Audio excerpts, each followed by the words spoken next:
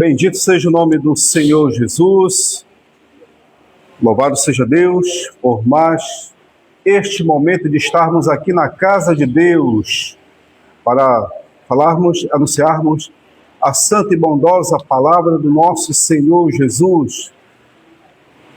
Amados, como é do conhecimento dos queridos que estão aqui neste momento, neste espaço, nós estamos comentando o Evangelho de Marcos, estamos dando prosseguimento nele de uma forma assim, sequencial, não aleatória, sequencial.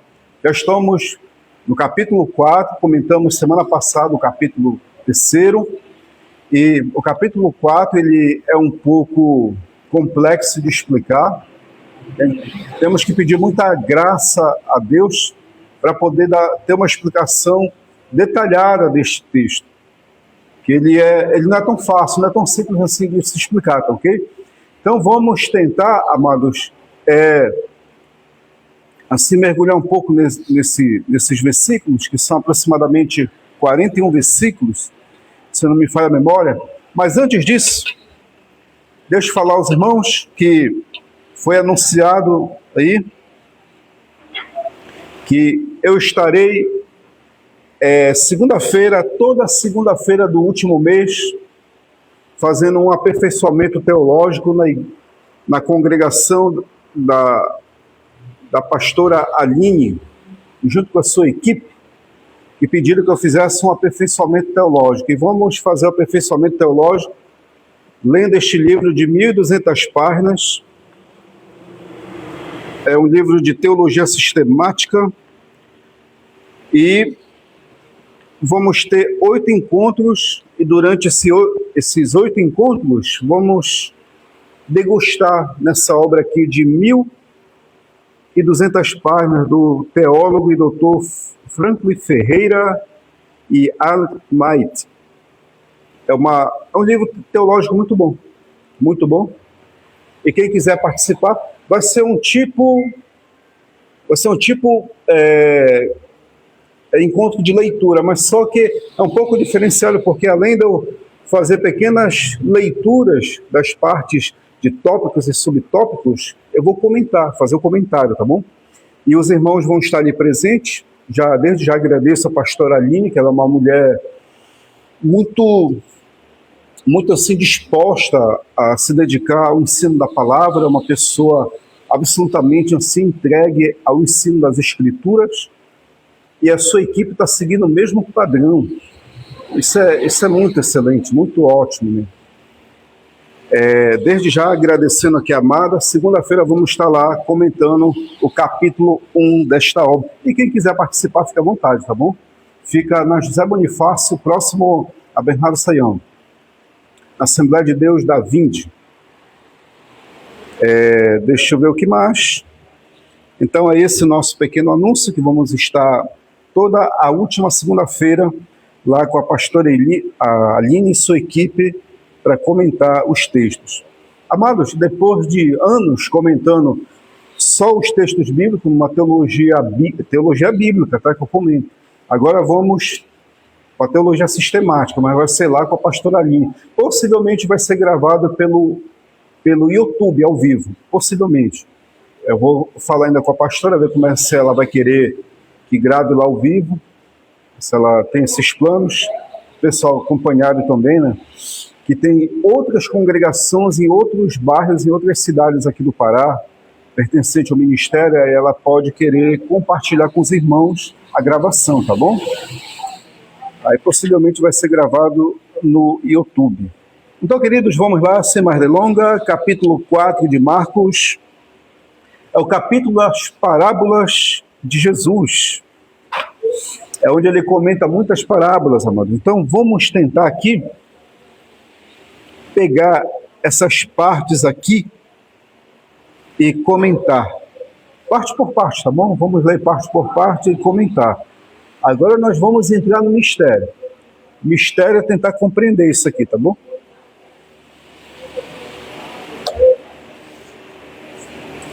Capítulo 4, do versículo 1, vamos lá.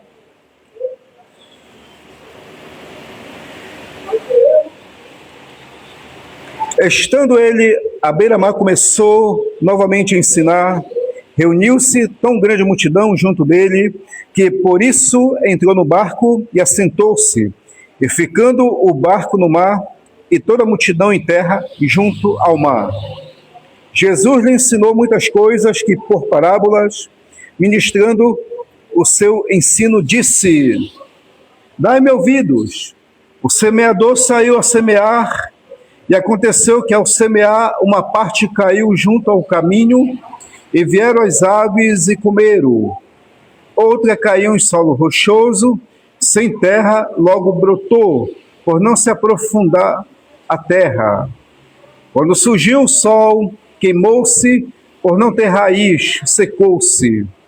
Outra parte caiu entre os espinhos, estes cresceram e sufocaram, e ela não frutificou. Finalmente, outra caiu em boa terra e germinou. Cresceu e deu fruto, 30 por semente, 70 a 100. E finalizou. Quem tem ouvidos para ouvir, ouça. Tá, a primeira parte aqui, do versículo 1 ao versículo 9. Aqui ele fala a respeito da tão comentada e tão falada parábola do semeador, tá? Quem é esse semeador? Esse semeador é Deus? É Jesus? É o Espírito Santo? É os anjos? Ou é o evangelista, aquele que prega a palavra? Os 4 primeiros estão descartados. Não é nem o Pai, não é nem o Filho, não é nem o Espírito Santo, não é nem anjos, tá? Ou anjo. Mas assim, são aqueles que levam a palavra de Deus. Se bem que também se refere a Jesus, porque ele veio e semeou a palavra de Deus aqui. Indiretamente também se refere, diretamente, desculpa. Aí, indiretamente, se refere a todo aquele que veio divulgar a palavra de Deus. Então, aquele de imediato, ele já está dando 4 tipos de elementos que recebe a palavra. São 4 tipos de pessoas que tem no mundo que recebe, que cai essa semente. São 4, não tem mais além disso. Somente 4, tá bom? E mais à frente, Jesus pega e vai explicar o que significa essa parábola. Jeremias, o que é parábola? A parábola é um elemento linguístico figurado usado muito no mundo antigo. Há 3, 4 mil anos antes de Jesus, toda a civilização antiga já utilizava a parábola para poder ensinar ao seu clã, a sua família, ao seu clã, a sua comunidade, a sua sistema religioso, político, social. Sempre era usado. É uma história ou história. Geralmente o que é história ou história? Histórias são de realidades, tá? História com H é realidade. História, quando vem com E, são apenas elementos que o indivíduo ele monta para poder dar exemplo de uma verdade. Às vezes, experiência do nosso cotidiano, ele pode ser pego como uma demonstração de realidade, tá? Vou pegar exemplo aqui, a Epístola de Judas. A Epístola de Judas tem histórias e histórias nela, tá? Histórias porque tem coisas inventadas ali, que ele pega como exemplo. E história porque tem coisas de verdades, ditas no Antigo Testamento, a qual o apóstolo Paulo fala em 1 Coríntios capítulo 10, que tudo que aconteceu e tudo que foi escrito foi para o nosso exemplo.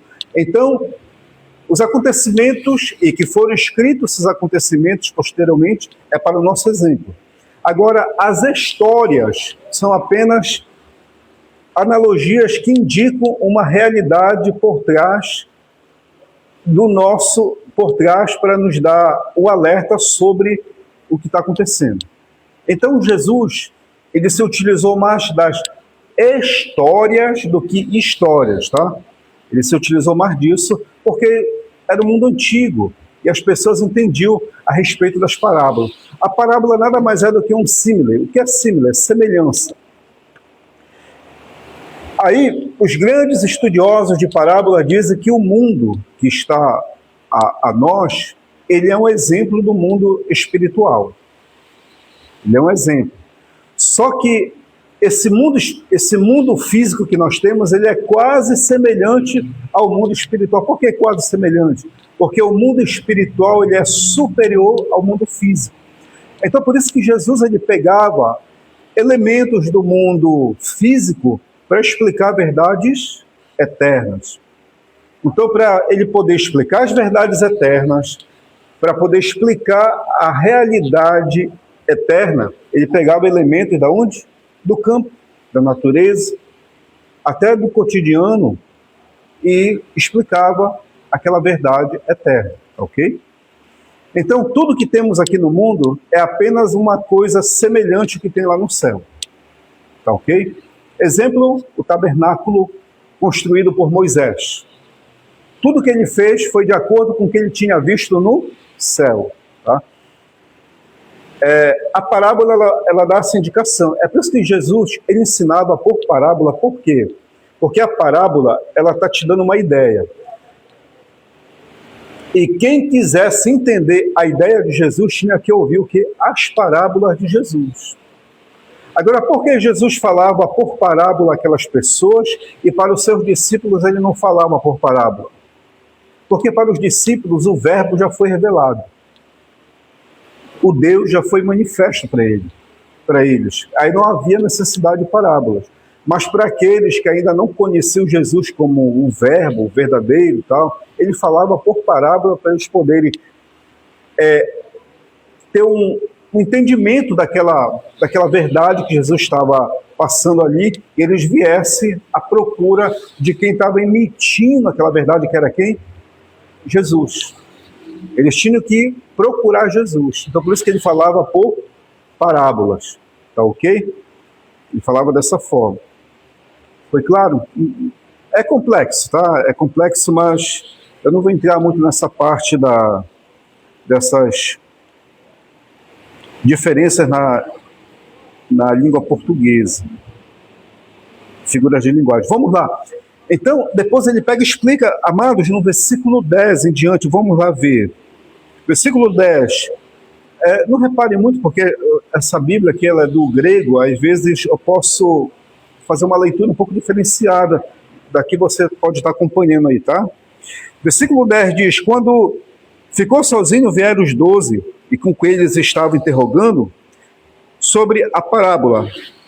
É concedido a vós conhecer o mistério do reino de Deus, mas os que estão fora, tudo é dito por meio de parábolas, para não suceder que, vendo veja, mas não enxergue, e ouvindo, ouça, mas não entenda, para que não se converta e não sejam perdoados os seus pecados. Aí, versículo 13 diz, então Jesus lhe perguntou, não entendeis esta parábola? Como compreendeis todas as parábolas?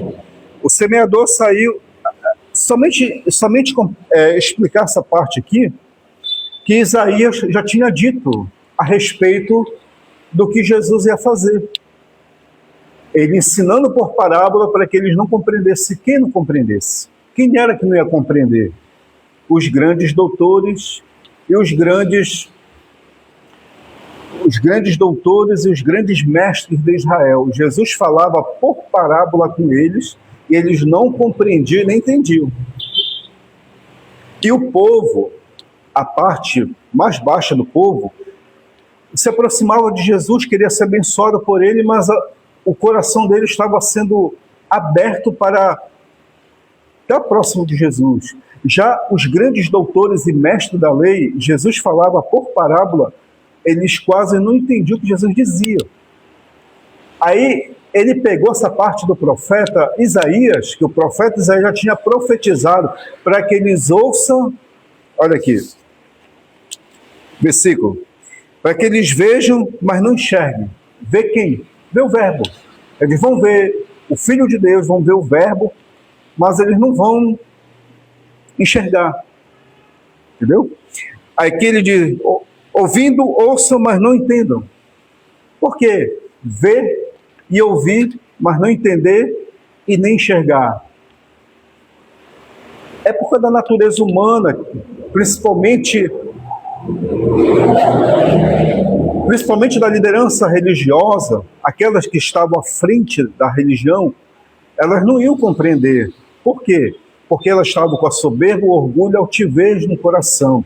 E a soberba, orgulho, altivez, a vaidade, faz com que a pessoa não enxergue aquilo que ela está vendo, não compreenda aquilo que ela está ouvindo.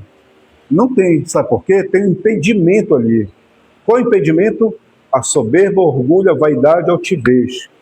Todos esses elementos que é provindo do pecado, quando a pessoa absorve isso, ela vai ver Jesus, mas não vai enxergar. Vai ouvir Jesus, mas não vai compreender. É o que acontece hoje com muitos entre nós, que têm títulos, têm experiências, têm diversas coisas, mas devido a ela se apoiar em títulos, devido a ela se apoiar em diplomas, devido a ela se apoiar em experiências, e não no Espírito Santo, e nem em Deus, é o que acontece. Faz com que essa experiência da altivez, orgulho, soberba e vaidade, faça com que ela não enxergue Jesus e nem entenda o que ele está falando. E ele sempre vai falar por parábola para esse indivíduo.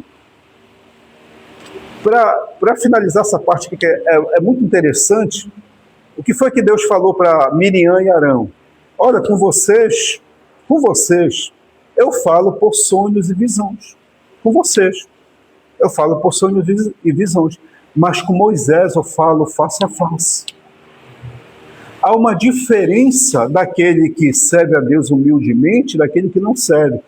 Deus falava face a face com Moisés, não só por uma questão de ser escolhido, é porque Moisés era um homem mais manso e mais humilde da terra.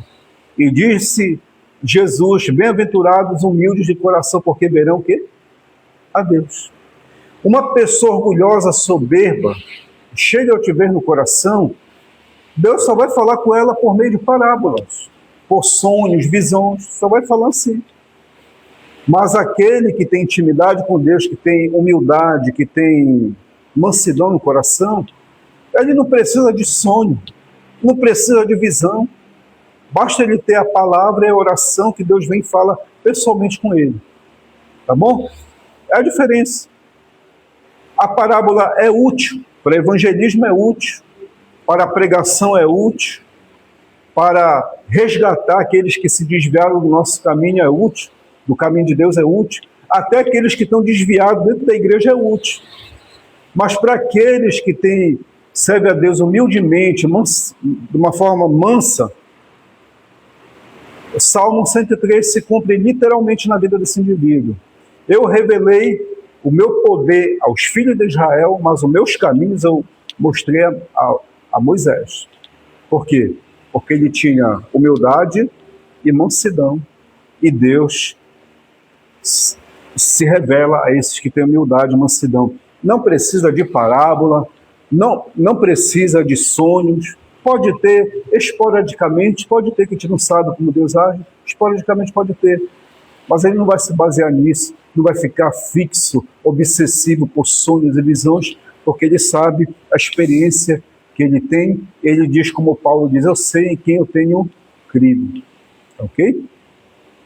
Então vamos lá. Aí o Senhor Jesus, ele pega e explica, ele joga a parábola, mas ele não deixa o pessoal, sabe, perdido. Ele vai explicar. E até os discípulos estavam precisando de explicação. Jeremias, por que os discípulos estavam precisando de explicação? É porque eles ainda estavam presos ao sistema judaico, ainda estavam presos ao sistema político que os judeus tinham, ainda estavam presos a uma visão militar que o Messias tem na visão deles. Mas só que Jesus não veio para isso. De imediato, não. Ele veio para pregar a palavra. Então eles precisavam entender a parábola, porque eles não estavam compreendendo. Aí Jesus diz, versículo 14,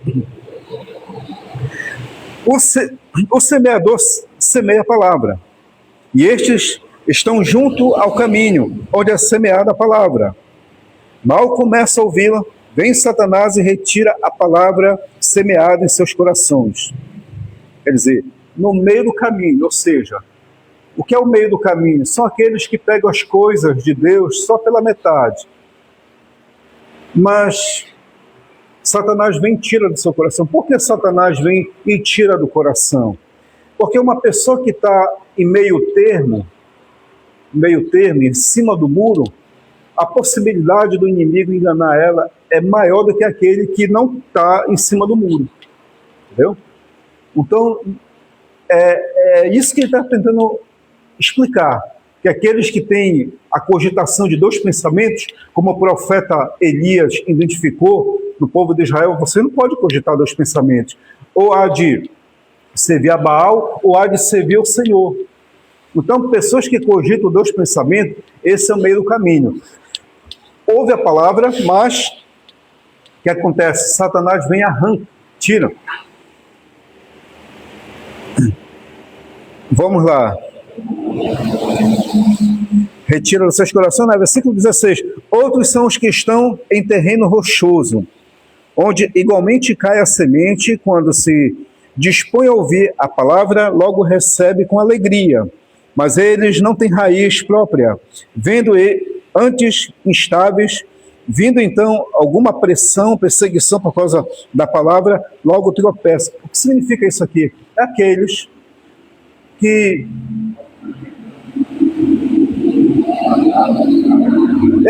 que vêm seguir a Deus com a intenção somente de ser abençoado. Aqueles que seguem a Jesus com a intenção de ser abençoado, recebem as palavras de Jesus, recebem os seus ensinamentos, que são ensinamentos maravilhosos. Ele recebe aquilo com alegria, mas o intento dele, o que é? É ser abençoado. Não receber o abençoador, é ser abençoado. Então, a sua vida está endurecida. Endurecida por quê?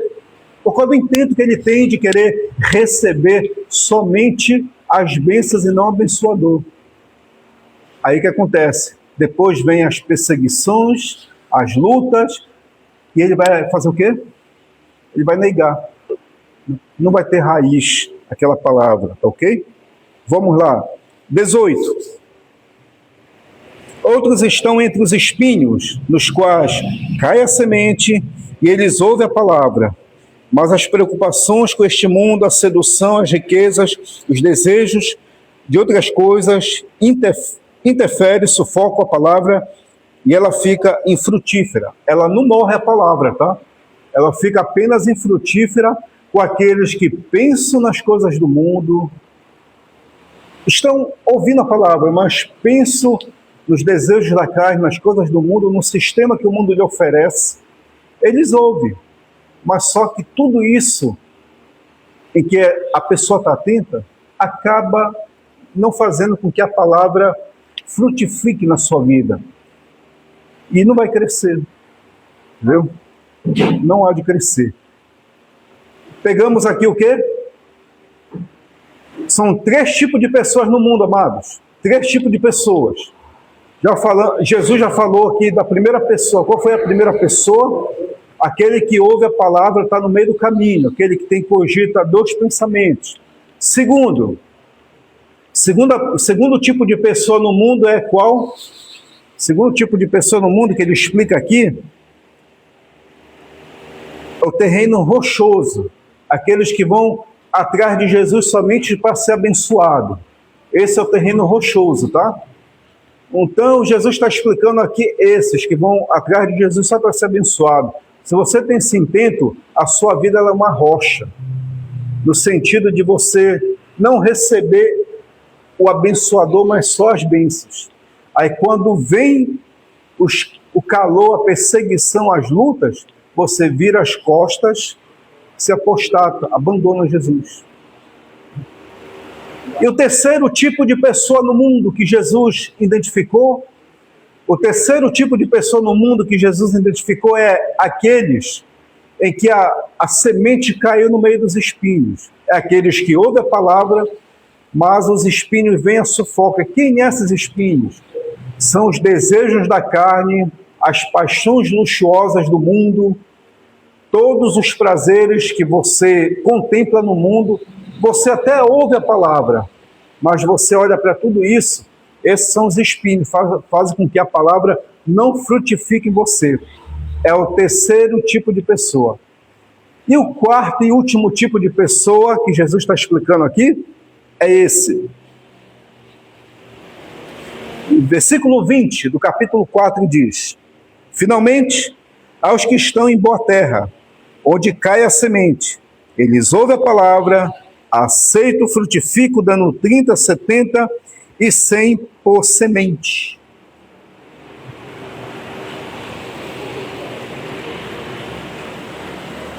Jeremias, a boa terra quer dizer que é o indivíduo em si, a boa terra? O que tudo indica que sim, é o indivíduo. Tem pessoas que têm más intentos, tem pessoas que têm bons intentos. As pessoas que têm más intentos, a palavra, a semente cai ali, Satanás vem e rouba, o calor vem, não deixa a semente crescer, os espinhos vêm e não deixa a semente crescer também. São as pessoas com má intento. As pessoas que têm bom intento de querer se aproximar de Jesus, essas pessoas são a chamada boa terra. E quando a semente cai ali, elas ouvem. E a semente vai crescer, frutificar 100, 30, 70 e 100. Jeremias, o que é isso aqui que Jesus está dizendo? E vai ser sempre o dobro. Vai dobrar. Sempre vai dobrar. Entenderam? Sempre vai dobrar. O dobro com mais uma parte. Sempre vai ser assim. O dobro com mais uma parte. Então, a pessoa que ouve a palavra de Deus e tem esses bons intentos, ela vai ser sempre uma pessoa próspera na sua vida espiritual. Sempre vai ser. Sempre vai ser. Vida espiritual e, consequentemente, a vida física. Tá? Aqui, então, amados, vocês compreenderam que o semeador não é o Pai, não é o Filho, não é o Espírito Santo e não é os anjos. São cada um de nós. São pessoas que saem para anunciar a palavra, jogar a semente da palavra e deixa que ela faz o seu trabalho depois, tá? Versículo 21, já estamos quase mais da metade. Disse-lhe mais: acaso a candeia serve para ser posta embaixo de uma vasilha ou de uma cama? Não deve ser colocada num lampadório? O certo é que não há nada oculto que não venha a ser revelado, e nem secreto que não venha a ser descoberto. Se alguém tem ouvidos, ouça para ouvir. Você tem ouvido, ouça para ouvir. Então há uma diferença entre aquele que ouve e aquele que escuta, tá?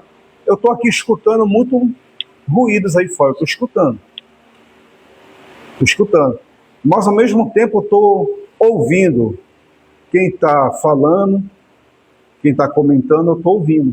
Eu não estou escutando nem o Edson, nem estou escutando o Rafael, o Antônio e tal. Eu estou ouvindo vocês. Aí Jesus fala: quem tem ouvidos para ouvir, ouça. Ele não está dizendo quem tem ouvidos para escutar, escute. Não. Ele está dizendo quem tem ouvidos para ouvir, ouça. Porque ouvir é ser atento. Escutar é não ser atento.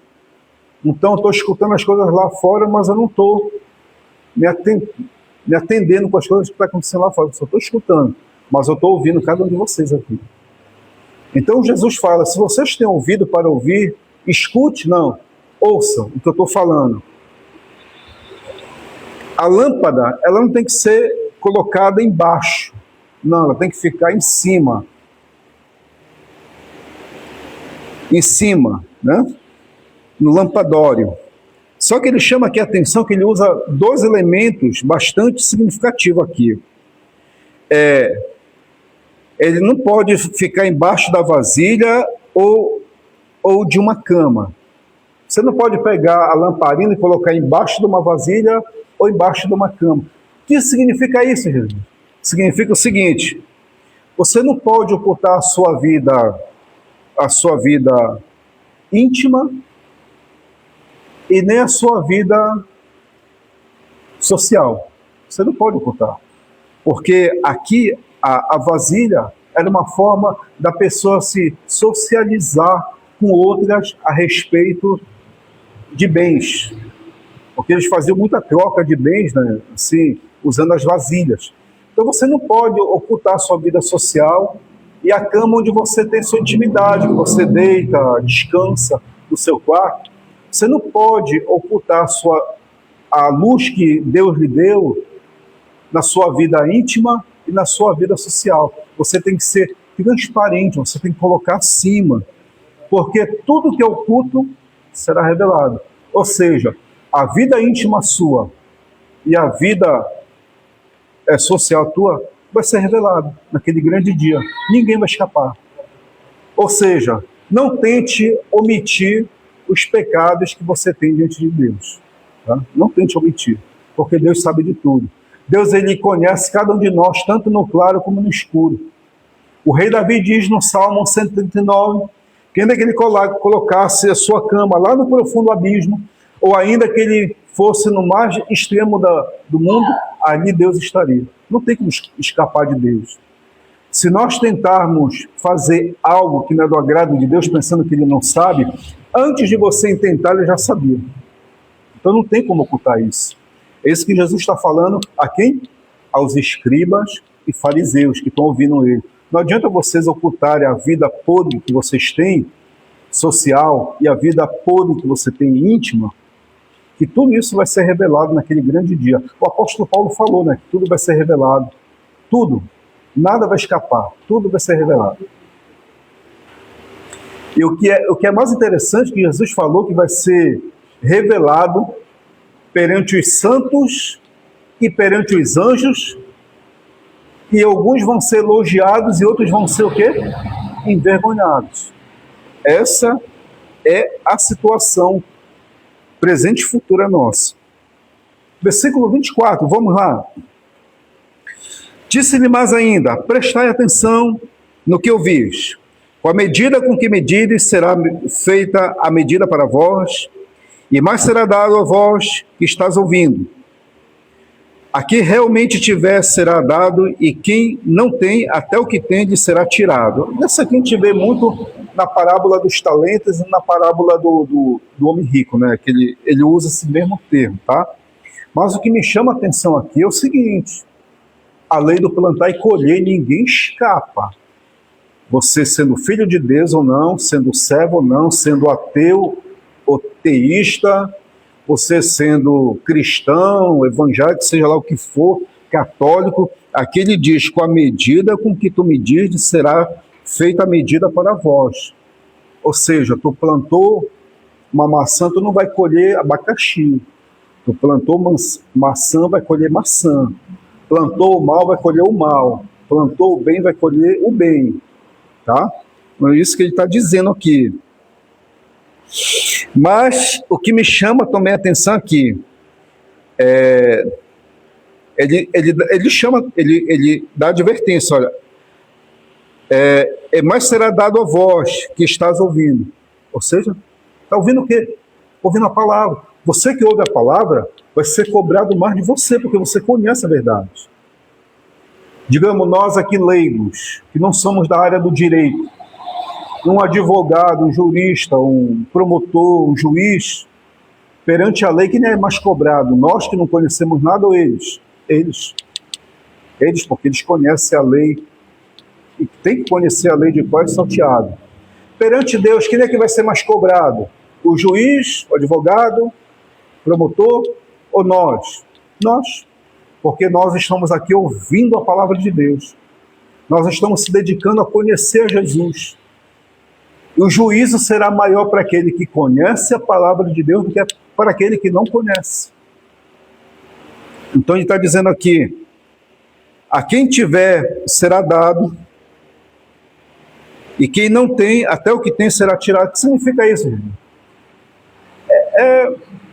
Se você tem e faz bom uso daquilo que Jesus lhe deu, lhe será acrescentado. Mas, se você recebeu algo de Jesus e não faz uso, até isso que você tem, que é de Jesus que ele lhe deu, lhe será tirado e vai ser dado a outro. Ou seja, você não quer servir a Deus com interesse de coração, como foi o homem da parábola dos talentos, que recebeu um talento. O que foi que ele fez? Ele pegou o talento e enterrou. E os demais que receberam, um recebeu 5 e outro recebeu 2, eles multiplicaram os talentos. Mas só que aquele que recebeu 1, ele não fez isso. E foi tirado o talento dele e deu para aquele que tem mais. Quem era que tinha mais? 2? Não, aquele que tinha 5. Pegaram o talento dele e deram para outro. É o que vai acontecer. Se nós não dedicar a nossa vida ao Senhor, no sentido de plantar para colher, porque quando nós plantamos, nós colhemos sempre em dobro. Se você planta o mal, vai colher o mal em dobro. Se você planta o bem, vai colher o bem em dobro. Tudo é plantado e vai ser colhido em dobro, seja o bem ou o mal. E aqui, se a gente plantar o bem, nós vamos colher o bem em dobro. E se nós não plantarmos? Não usar o talento que Deus nos concedeu, vai ser tirado e passado a oportunidade para outro. E a oportunidade você vai perder. Lembra aquele ditado chinês, concluindo isso aqui? 3 coisas que não voltam atrás. 3 coisas. Quando eu falo isso, me lembro de muita coisa errada que eu fiz. A flecha lançada, a palavra falada e a oportunidade perdida. E vai chegar um momento que muita gente vai perder a oportunidade. O arrebatamento vai ser que muitos crentes vão ficar, muitos, pensando que vão ficar, mas não, vão subir, mas não vão. Infelizmente, a Bíblia diz que a maioria vai ficar. Vai ser só uns gatos pingados que vão subir. É a oportunidade perdida, né? Vamos lá. Versículo 26 diz: e acrescentou, o reino de Deus é comparável ao homem que lançou a semente na terra e depois dormiu e se levantou dia após dia, noite após noite. Enquanto isso, a semente germinou e cresceu, sem que ele soubesse como. Pois a terra frutifica por si mesmo, primeiro a planta, depois a espiga e em seguida o grão cheio de espiga. Mas logo que o fruto está pronto, o homem lhe aplica a foice porque chegou a colheita. Tá? Você não tem, ninguém tem capacidade, possibilidade, condição de fazer com a semente que você planta aqui, venha você, por si, fazer com que ela cresça. Ninguém. E aqui Jesus está falando.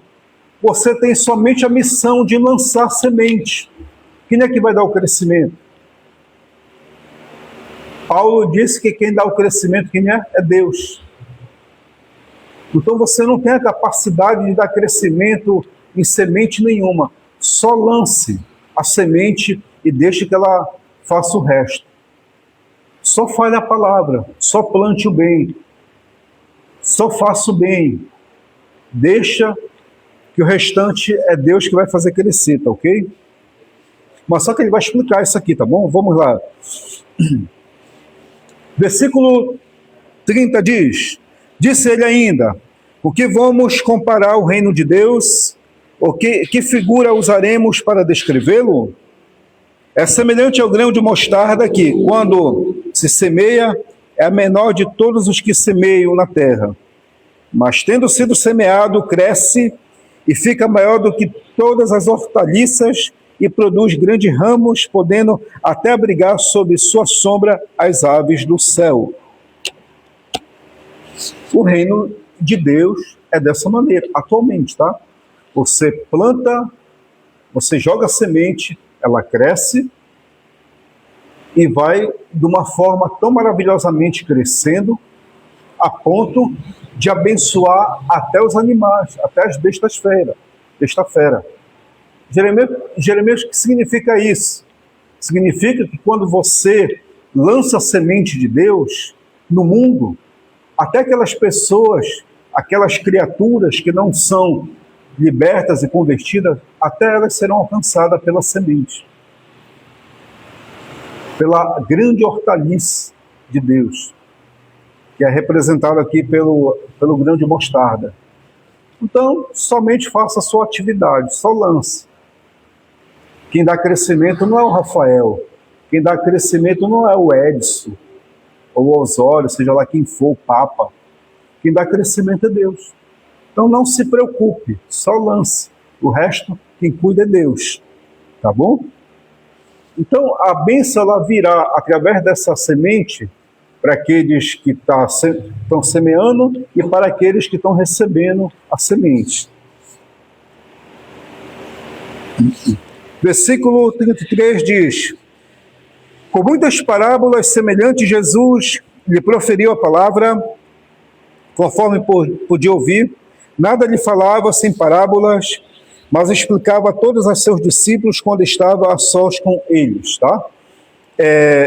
Ele tinha que explicar para os seus discípulos, porque apesar dele ter se revelado como verbo, tudo, o Filho de Deus, mas os seus discípulos, como eu falei para vocês, ainda estavam presos ainda ao sistema pouco judaico, o sistema político ali da época, e eles não compreendiam muito.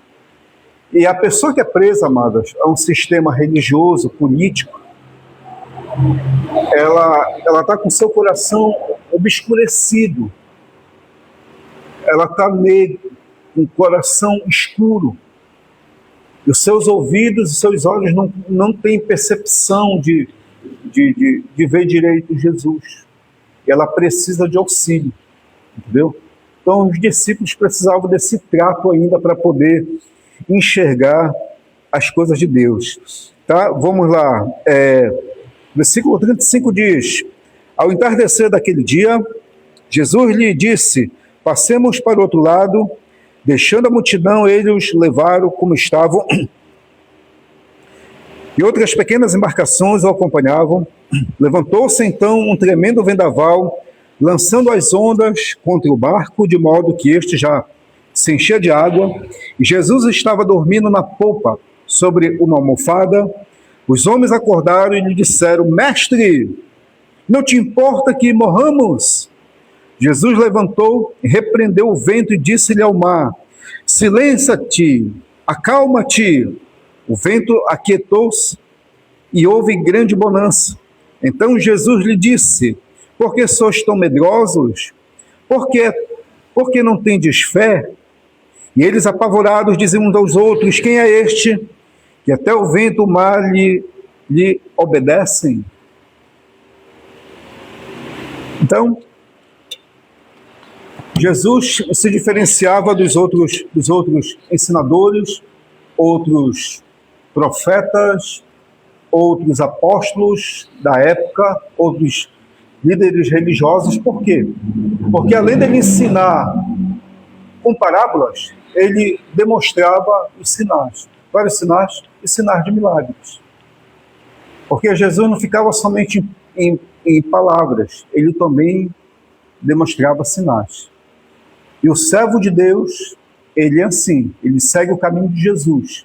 Ele semeia a palavra e vai com uma promessa: estes sinais acompanharão aqueles que creem. Em meu nome expulsarão demônios, tocarão enfermos, serão curados, falarão novas línguas. Esses são os sinais de todo discípulo e todo servo de Jesus. O servo e discípulo de Jesus, ele tem os sinais de Jesus, que é para anunciar sua glória entre os gentios, e também ensina a palavra. São os dois elementos que não pode faltar na vida de todo e qualquer crente. Tá? Ele não é somente o ministrador da palavra, ele ministra a palavra, mas ao mesmo tempo faz os sinais. Os sinais de abençoar as pessoas e as pessoas receberem a bênção por meio do nome, por ele, o nome de Jesus. Tá bom? Sinais e parábola, ou seja, sinais e palavras acompanham aqueles que servem a Deus. Tá ok? Então Jesus demonstrou isso, e ele, sendo filho de Deus, próprio Deus, fez com que o mar se calasse ali e se acalmasse, ele conseguiu. O poder sobrenatural. Finalizando o quê? É o poder, tem o poder natural, que é isso aqui, eu consigo naturalmente carregar esse peso, mas o poder sobrenatural é se eu tentar puxar isso aqui só com a sombra da minha mão. Isso já era o poder sobrenatural. Só que esse tipo de poder é ineficaz. O poder que nós temos é sobre o poder do pecado e das enfermidades e maldições que o maligno solta sobre as pessoas. E Jesus nos deu essa autoridade de abençoar as pessoas sobre o círculo natural do pecado aqui deste mundo. Aí ele nos deu essa condição de abençoar via a palavra e via a imposição de bênçãos, de mãos com a bênção, tá ok? Então, amados, nós acabamos de explicar aqui o capítulo 4 de Marcos. É um capítulo recheado de parábolas. Aí você deu para entender que a parábola do semeador, acho que quebrou alguns mitos, alguns ensinos errados a respeito da parábola do semeador. E aprendemos também da candeia, que muita gente passa batido ali da candeia, apesar de ser apenas 2 versículos, mas 2 versículos muito, muito fortes, né? Aprendemos a respeito daqueles que mede, porque se você julga, vai ser julgado, se você condena, vai ser condenado, se você maltrata, vai ser maltratado. É a medida que tu medir, será medido. Se você faz o bem, vai ser tratado bem. Se você é educado, vai ser tratado com educação. Se você respeita, vai ser tratado com respeito. Agora, se você não faz isso, infelizmente, você está dando um soco na ponta de faca. Porque você quer plantar o mal e quer colher o bem, não existe isso. Plante o bem, você vai colher o mal, o bem. E mais abaixo, Jesus faz aqueles fenômenos ali de parar o mar ali, todo mundo fica atônito, né? Vendo? Na mentalidade romana, dá para compreender que Jesus tinha essa condição de parar tudo na natureza. E quem segue ele, estes sinais acompanharão os que creem. Em meu nome farão também as mesmas coisas que eu faço, né? Então, vamos agir no sobrenatural, porque o que está conosco é o Espírito Santo, que tem essa capacidade de agir através das nossas vidas com um poder sobrenatural de testemunhar da pessoa do Senhor aí fora, tá ok? Então, queridos, encerra-se aqui. Para a semana vamos comentar o capítulo 5. E quem quiser, para a semana, segunda-feira, vamos estar lá na Pastora Aline, comentando esta pequena obra aqui de 1.200 páginas, tá? São 8 capítulos, cada capítulo é um encontro. Vamos terminar esta obra lá e posteriormente vamos partir para outra. Vai ser um tipo clube de leitura, mas vai ser acima, não somente uma leitura, mas a explicação desses textos aqui da teologia sistemática, tá ok? Então, finalizando, vamos aqui, pela graça de Deus.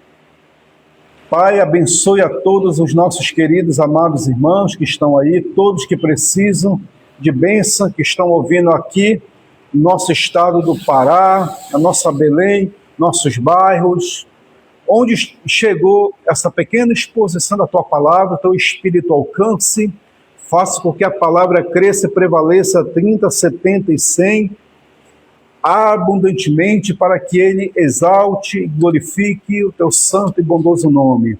Muito obrigado, Pai, pela vida desse ouvinte, pela vida desse amado irmão e irmã, que foi abençoado com a ministração, a exposição da Tua Palavra, e nesse momento de oração que a Tua Igreja abençoa a todos, em nome do Senhor Jesus. Amém e amém. Até a próxima, em nome de Jesus.